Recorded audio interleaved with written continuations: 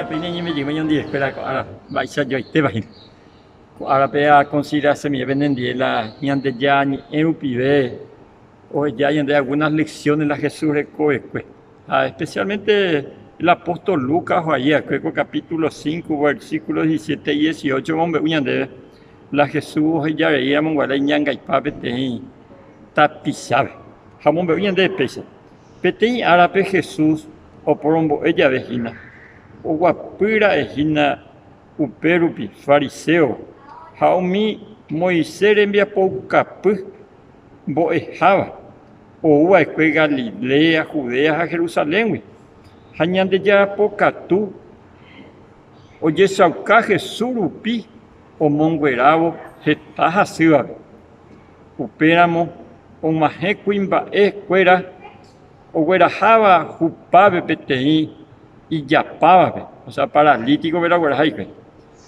O guerajase y cuai pe cotu Jesús o injame o moinjama en non debe.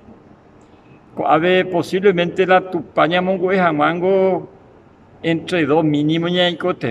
Posiblemente tipo Camilla, a lo mejor la jupa, un castre. A pesar posiblemente 4 amigos la guerajaja indicatían a la Jesús en dame. Entonces, ñande ya o llevarle 4 amigos, pero cota pisaja se catúa o llerovía la ñande ya. Ajá, es un majeamo. Jaco han a 4 amigos a pensándose. Posiblemente y no sube yajana. Jetaman donde hay cosas. Yajamina de prueba mí la Jesús. Ajá, y la ointama bien la oña animada se guerajan o sea así. Japichango será pisar de mi hermano y hermana, está yendo a pisar, o sea, la Jesús en dan. A veces hueco impedimento no ni anima. Antes así que tú ya llevarle ya de ni anima, mañana de la pisar, ya hueras a mí la Jesús en dan. Amba y se copia ya pues, haña invitar, si vaya a hueras a su escuela tu pao, pero en 2000 años de ya ni, oye compartir ya vejina.